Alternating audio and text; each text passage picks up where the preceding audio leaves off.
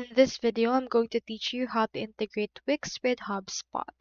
To do that, first head over to your Wix Studio, and once you're in there, click on Applications and click on App Market in order to search for apps that we can actually add or install to our Wix.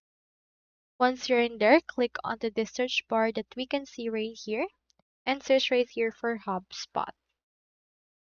You should be able to see right here HubSpot sync, so click onto this right here so we can sync our HubSpot directly into our Wix. So as you can see, it's actually priced at around $20 per month.